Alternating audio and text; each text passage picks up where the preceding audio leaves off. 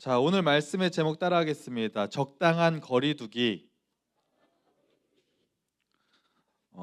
저는 중학교 시절을 생각하면은 항상 이 여학생의 이름이 기억이 항상 납니다.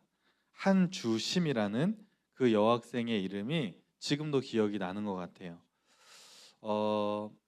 저는 고향이 어디라 그랬어요? 강원도. 어디? 예, 가장 춥다고 하는 철원이 이제 저의 고향입니다. 좀 시골이기 때문에 강원도 철원에 제가 살고 있는 동네는 버스가 2시간마다 한 대씩 있어요. 여러분은 이제 뭐 어디 가면은 뭐 최소 한 5분에서 한 10분, 늦어도 10분, 15분에 한 대씩은 버스가 이렇게 다니는데 제가 살던 동네는 2시간에 한 대씩. 그러니까 시간을 맞춰서 나가야 되는 거죠. 중학교를 다녔는데 학교가 끝나면 보통 5시 버스, 3시 버스, 6시 버스가 있습니다. 5시, 6시가 1시간 간격으로 유일하게 있고 6시 버스를 놓치면 그 이후에는 버스가 없기 때문에 꼭 그 버스 시간을 잘 기다렸다가 차를 타야 됩니다. 버스를 이제 학교를 끝나고 보통 이제 한 6시 버스를 중학교 때 이제 타고 집에 오는데 버스가 철원 이제 지역을 한 바퀴 쭉 도는 거예요. 그러다가 제가 사는 동네는 오지리라는 곳인데 그 오지리를 지나갈 때 오지리 정류소에서 딱 내려줍니다. 오지리에 사는 중학생들, 고등학생 언니 오빠들 다 거기서 내려서 정류소에 내린 다음에 이제 오지 1, 2, 오지 1, 2, 오지 3, 6, 오지 4리가 있는데 거기 자기네 동네를 가기 위해서 이런 가운데 길 같은 길로 쫙 올라가는 길이 있어요. 한 버스에서 내린 다음에 동시에 열 몇 명이 되는 그 학생들이 다 같이 그 길을 쫙 올라가서 자기 집을 이제 찾아가는 겁니다. 그때 이제 내려서 집을 갈 때 적당하게 거리를 두면서 이렇게 걸어가요. 지금도 기억나는 게 그 한주심이라는 그 여학생이 저보다 1살 어린 동생이었는데 제가 중학교 2학년이었는데 한주심이라는 여학생이 저를 좋아했나 봐요. 제가 이렇게 앞을 걸어가면은 보통은 이제 한 5m, 10m 떨어져서 서로 이렇게 걷는데 1m 간격으로 저를 이렇게 바짝바짝 따라오는 거예요. 여러분 길 갈 때 누가 이렇게 바짝 뒤에 따라오면은 불편해요, 아니면 좋아요? 좋아요. 그렇죠. 좋을 수 있죠. 특별히 이성이 나를 따라오면 얼마나 좋습니까? 근데 한주심이라는 그 여학생이 바로 뒤로 저를 이렇게 따라오는 거예요. 근데 마음이 불편해요. 그래서 그게 좀 싫었어요. 그래서 근데 한두 번도 아니고 매번 5시 버스를 탈 수도 있는데 꼭 제가 타는 버스를 기다렸다 같이 타고 제가 내리면 꼭 제 뒤를 1m 간격으로 따라오는 거예요. 어, 한두 번이어야지 매번 그러니까 불편해서 제가 어느 날은 내리자마자 마치 경보를 하듯이 빨리 걸었어요. 어떻게 했을까요? 그 친구도 빨리 걸어서 나를 따라오는 거예요. 느리게 걸으면 또 느리게 따라오고, 좋으면 저한테 와서 오빠 저 오빠 좋아요 고백이라도 하든지, 고백도 안 하고, 고백을 하면 제가 이제 칼거절을 딱 하면 되는데 고백도 안 하니까 그냥 그게 너무 불편했어요. 그게 한 1, 2년을 계속 갔던 것 같아요. 아직도 한주심이라는 그 여학생이 저의 머릿속에 약간, 지금 이제 추억으로 남지만 그 시대에는 어, 마치 스토커처럼 저를 따라다녔던 그 기억이 납니다. 여러분 우리가 얘기하잖아요. 친구들과의 관계 가운데서도 아무리 친한 친구들도 적당한 거리가 필요합니다. 나는 지금 여기 앉아 있는 사람들 중에서 나는 이 친구랑은 진짜 친해요 하는 사람 같이 한번 손 들어보세요. 나 이 친구랑 진짜 친해요. 저기 벌써 엄청 친해. 베프예요? 진짜? 어, 네. 진짜? 저렇게 베프 베스트 프렌드가 있는데 진짜 친한 자기 친구가 있죠. 진짜 친한 친구라고 할지라도 건드려서는 안 될 영역이 있어요. 뭐가 있을까요? 진짜 친한 이 영역은 건드리면 안 돼. 뭐요? 에? 본인은 건드려도 되지 이렇게. 돈? 돈도 뭐 이렇게 좀 빌려줄 수도 있는 거 아니에요? 이거는 건드리면 안 된다. 가족, 우리 그렇게 얘기하잖아요. 뭐 이렇게 사람들하고 얘기할 때도 가족은 건드리지 말라 이런 얘기 하잖아요. 그러니까 친구들 사이에서도 가족 얘기는 좀 조심스럽게 해야 되고, 가족 얘기 함부로 하면은 진짜 마음이 상할 수 있잖아요. 그리고 자기 여자친구, 남자친구는 진짜 건드리면 안 되잖아요.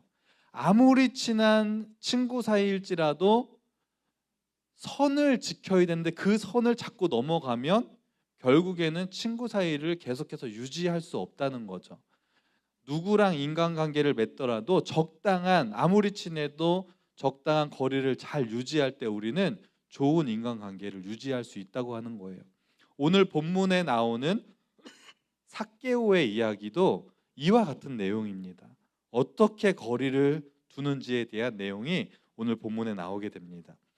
자, 우리는 오늘 본문의 주인공인 삭개오에 대해서 너무나 많이 설교를 들었고 말씀도 읽으면서 너무 잘 알고 있습니다. 삭개오 하면 제일 먼저 떠오르는 게 뭐예요? 삭개오 하면 뭐가 떠올라요? 키가 작았다. 또?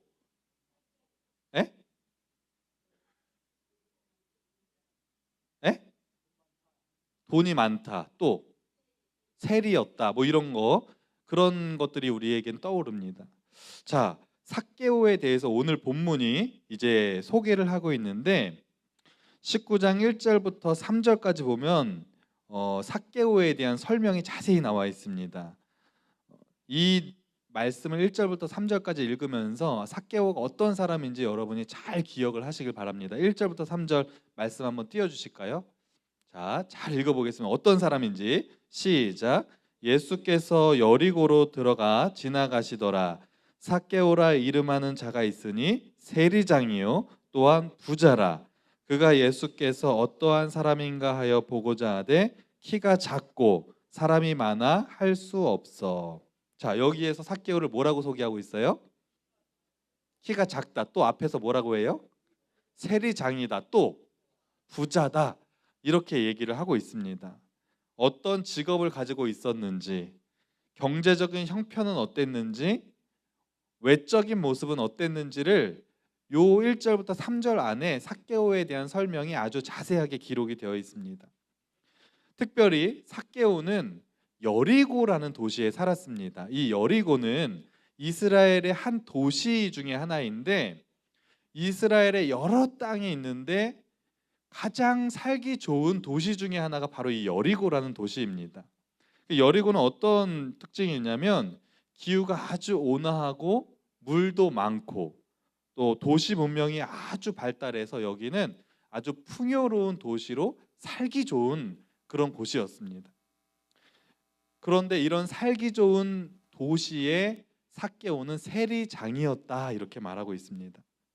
그 당시에 이스라엘은 로마의 식민지로 지내고 있었는데, 그 로마의 식민지로 지내고 있었기 때문에 이스라엘에 있는 모든 백성은 로마에다가 세금을 바쳐야 됐어요. 근데 그 세금을 누가 걷냐 하면 로마 사람들이 걷기도 하지만 이스라엘의 많은 세리들이 자기 동족의 세금을 걷어서 로마에 바치는 일들을 했습니다. 그렇게 세리들의 가장 우두머리, 동족의 세금을 걷어서 로마에 바치는 수많은 세리들의 가장 우두머리가 바로 삭개오라고 했던 사람입니다. 그러니까 그 당시에 삭개오는 지금으로 말하면 유명 인사였어요. VVIP, 아주 잘 나가는 사람.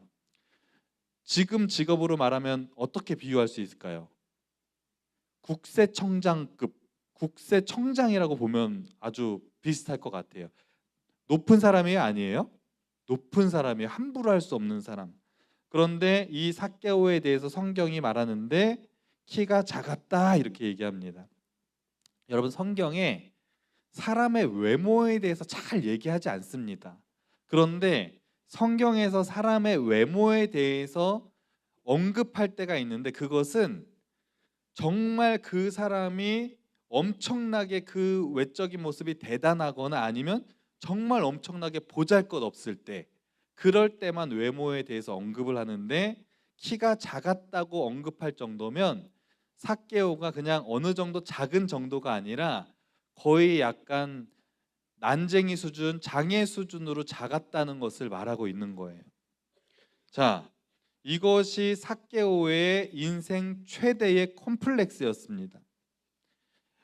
역사학자들이 말하는데 삭개오의 키가 그럼 얼마 정도 되었겠냐 이렇게 얘기를 하는데, 역사학자들이 이렇게 조사한 거에 따르면 140cm가 조금 넘는 정도, 150이 안 되고 140cm가 조금 넘는 정도의, 남자 키가 그 정도면 너무 작죠. 그 정도의 키밖에 되지 않았을 거다 이렇게 얘기합니다. 여러분, 우리가 인생을 살아갈 때 나만이 가지고 있는 컴플렉스가 있죠. 그러면 그 컴플렉스 때문에 스트레스를 받습니다. 여러분, 어떤 컴플렉스 가지고 있어요? 어떤 컴플렉스 가지고 있어요? 어떤 사람은 외모에 대한 컴플렉스 가지고 있고, 어떤 학생들은 진짜 나도 키가 너무 안 커서, 너무 작아서 힘들어하는 사람들도 있고, 그런 여러 가지 컴플렉스가 있는데, 저는 이제 저번에도 얘기했지만 저는 어렸을 때 멸치였어요. 지금으로 말하면 진짜 마른 게 컴플렉스여가지고, 이거를 극복하기 위해서 정말 밥을 엄청 먹고 밤에 라면을 먹는데도 살이 안 쪄서 저 너무 힘들었습니다. 그러니까 사람들이 살을 빼는 것보다 살 찌는 게 더 어렵다고 말하잖아요. 여기 지금 마른 친구들 있죠. 살 찌고 싶어요, 안 찌고 싶어요? 멸치 2명. 아유, 미안해. 아니, 마른 사람 2명. 우리 건우랑 또 온유가 몸이 너무 말랐잖아요. 살 찌고 싶어요, 안 찌고 싶어요? 그냥 지금이 좋아요? 그래, 알았어요. 근데 살이 너무 마른 사람은 살이 찌고 싶다고. 근데 그게 참 힘든 건데, 이처럼 사람들은 그 컴플렉스가 있고 그것을 극복하기 위해서 노력을 합니다. 근데 삭개오는 이 신체적인 결함을 가지고 태어나서 지금까지 살아오는데, 어른이 되어서 세리의 장이 되었다고 하는 것은 삭개오가 그 자리에까지 올라가기 위해서 얼마나 치열한 삶을 살았는지를 볼 수 있는 거예요. 여러분, 키가 작은 이 컴플렉스가 있으면 사람들의 시선을 받습니다. 그러면 다른 사람들보다 높은 자리에 올라가기가 사실은 쉽지 않아요. 근데 그 자리까지 올라갔다는 것은 그만큼 삭개오가 아주 치열하게 노력을 하고 열심히 살았다는 것을 반증하는 것이기도 하다는 것입니다. 그가 성공에 대한 욕망이 얼마나 컸으면 자신의 민족을 배반하는 그런 세리의 역할을 서슴지 않고 했다고 하는 것이죠. 얼마나 그 이스라엘 백성들이 세리들을 싫어했냐면, 왜냐하면 자기들이 로마의 식민지로 있는데 세금을 내야 되는데 로마 사람도 아니고 자기 동족이 와가지고 돈을 뺏어가니까, 그것도 그냥 정확하게 계산하는 것이 아니라 더 많은 돈을 뺏어가서 로마에다가 갖다 바치니까 얼마나 자기 동족으로서 그 세리들이 미웠겠습니까? 그래서 성경에 보면 죄인들을 얘기할 때 세리와 창기들이 제일 먼저 나옵니다. 창기들보다 더 먼저 나오는 게 세리일 정도로, 그 당시에 세리는 죄인 중에 죄인의 대명사였어요. 사람들이 가장 싫어하는 직업을 가진 사람이 바로 이 세리라는 직업을 가진 사람이었습니다. 돈은 많이 벌었어요. 높은 위치까지 갔고 살 만큼 이제 안정적으로 살 수 있는 위치에 세리장의 위치였던 삭개오였겠지만, 하도 사람들이 따돌리고 미워하고 싫어하니까 외로웠을까요? 행복했을까요? 주변에 친구가 없는 거예요. 외롭고 힘들고 경제적으로는 부유했지만 정말 행복하지 않은 삶을 살고 있던 그때, 여리고에 누가 온다는 소문을 들었을까요? 예수님이 오신다는 소식을 들었습니다. 그리고 그 예수님이 얼마나 대단하시다는 소문을 들었고, 심지어 예수님이 제자들을 부르셨는데 그 제자 중에 한 명이 세리였어요. 예수님이 세리도 제자를 삼으셨네? 그러면서 삭개오의 마음속에 위로와 소망이 생겼어요. 나 같은 죄인도 예수님을 만날 수 있겠구나. 그런 소망의 마음이 있었고, 간절함과 갈급한 마음, 예수님을 만나고 싶은 마음이 이 삭개오의 마음속에 정말 정말 가득했습니다. 그런데 삭개오가 예수님을 만나는 데 있어서 장애물이 하나 있었어요. 무엇일까요? 에? 그렇죠. 키. 작은 키가, 사람들이 모여 있을 때 너무 키가 작으면 예수님이 잘 보이지 않아요. 그것은 예수님을 만나는데 아주 중요한 장애물입니다. 그런데 치명적인 장애물은 아니에요. 왜냐하면 키는 작지만 예수님이 있는 곳까지 스스로 갈 수 있어요, 없어요? 있어요. 중풍병자와 네 명의 이야기가 앞서 소개되고 있는데, 중풍병자는 자기 힘으로 갈 수 없어요. 치명적인 장애물입니다. 누군가가 끌어줘야지만 갈 수 있어요. 근데 삭개오는 키가 작았지만 갈 수 있어요. 치명적인 장애물은 아닙니다. 삭개오에게 더 중요한 장애물이 하나 있었어요. 그것이 무엇일까요? 세 글자로 시작합니다. 자자로 시작해요. 에? 마지막은 심입니다. 그렇죠. 누가 맞췄어요? 잘하셨어요. 자존심이 삭개오가 예수님께 나아가는데 너무나 치명적인 장애물이었다는 거예요. 왜냐하면 삭개오는 VVIP, 높은 자리에 있는 사람입니다. 그런데 그 높은 자리에 있는 사람이 자기의 체면을 내려놓고 막 예수님께 달려간다는 것은 쉽지 않거든요. 그런데 삭개오가 예수님을 만나기 위해서 했던 특별한 방법이 하나 있어요. 뭐예요? 나무에 올랐는데 어떤 나무에 올라갔어요? 에? 우리가 어렸을 때는 뽕나무라고 들었는데 요즘의 개역개정엔 돌무화과 나무라고 이렇게 표현합니다. 삭개오가 예수님을 만나기 위해서 자기는 높은 사람, VVIP급 국색천장급인 사람이 예수님을 만나길 원하는데 나무에 막 올라간다는 것은 사실 굉장히 체면을 구기는 일이에요. 진짜 쉽지 않은 일입니다. 근데 나무에 올라갔다는 거예요. 그만큼 예수님을 만나기를 사모했다는 거죠. 그런데 여기서 중요한 사실이 있어요. 그 당시 여리고에는 대부분의 나무가 종려나무였습니다. 그리고 돌무화과 나무보다 종려나무가 훨씬 크고 예수님을 보기를 원하는 목적이었다면 돌무화과 나무보다 훨씬 큰 종려나무에 올라가면 예수님을 훨씬 잘 볼 수 있습니다. 그런데 삭개오는 종려나무에 올라가지 않고 돌무화과 나무에 올라갔습니다. 왜 그랬을까요? 종려나무가 훨씬 많고 훨씬 큰데 이유가 있었어요. 왜냐하면 돌무화과 나무는 열매가 열리는 나무인데 그 당시 예수님을 만나기 위해서 수많은 사람들이 모여드는 그 시기에 이 돌무화과 나무에 삭개오뿐만 아니라 목자들이 그 나무에 군데군데 막 올라가 있었어요. 왜냐하면 돌무화과라는 나무에 열매가 열리는데 이거는 그냥 놔두면 떫어서 먹을 수가 없어서 목자들이 그 가을에 바늘로 다 구멍을 뚫은 다음에 올리브 기름을 바르면 나중에 그것이 익어서 먹을 수 있습니다. 그 작업을 하는 시기가 10월 달 그 가을 시기예요. 예수님이 지금 여리고에 오는 시기. 그러니까 지금 돌무화과 나무에는 다른 목자들이 막 올라가 있는데 그 돌무화과 나무에 삭개오도 올라갔습니다. 왜 종려나무, 사람들이 없는 종려나무에 올라가지 않고 똑같이 목자들이 올라가는 돌무화과 나무에 삭개오가 올라갔을까요?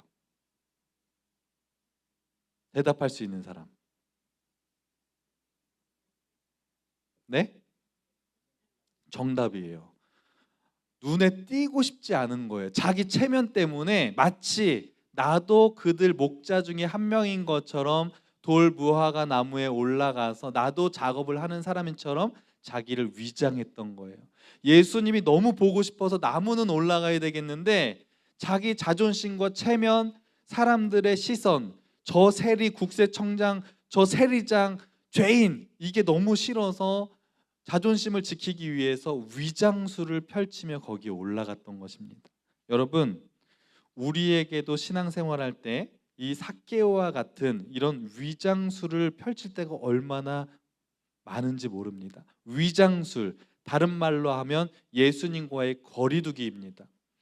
여기 있는 모든 선생님들은 교사를 할 정도면 믿음이 있으신 분들이고 신앙의 기본이 있으신 분들인데, 선생님들조차도 믿음으로 살려고 애쓰고 노력하지만 때로는 너무 하나님과 가까워지면 내가 좋아하는 자존심, 나의 체면, 하나님과의 관계가 너무 가까워짐으로 내가 할 수 없는 것들이 있기 때문에 때로는 위장술, 예수님과 적당한 거리를 두기 위해서 그렇게 살아갈 때가 참 많이 있다고 하는 거예요.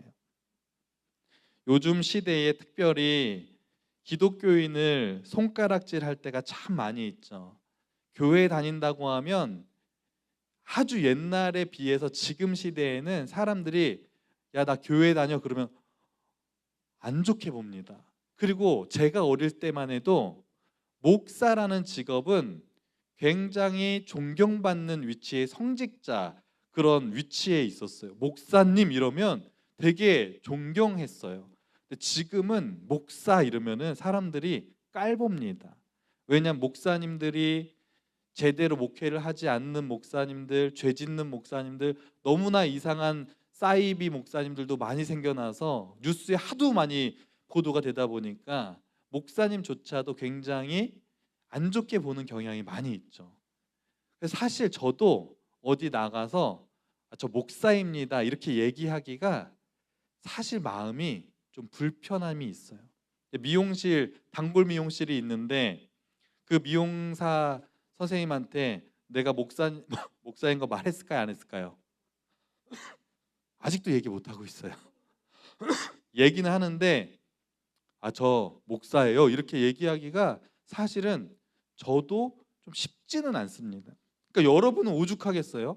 여러분 학교에서 나 교회 다니는 거 밝히고 학교 다니는 사람 손 들어 보세요. 친구들한테 나 교회 다녀 이거 얘기하는 사람. 대단한 사람이에요. 쉽지 않은 거예요. 다른 사람들은 나 교회 다니는 거 솔직히 그냥 몰래 그냥 적당하게 세상 사람들인 것처럼 그냥 안 다니는 것처럼 몰래 그냥 친구들하고 그렇게 어울리는 사람들도 많이 있을 것입니다. 여러분, 우리가 신앙생활 하는 데 있어서 가장 큰 장애물은 이거예요. 예수님과의 적당한 거리를 두고 싶어 하는 것. 적당히 세상 사람처럼 적당히 그냥 신앙생활하면서 적당히 신앙인인 척하면서 살아가는 것이 마치 삭개오가 돌 무화과 나무에 올라가서 나도 목자 중에 한 사람인 것처럼 그렇게 살아가는 모습이 아닌지 우리의 모습을 좀 돌아보길 원합니다.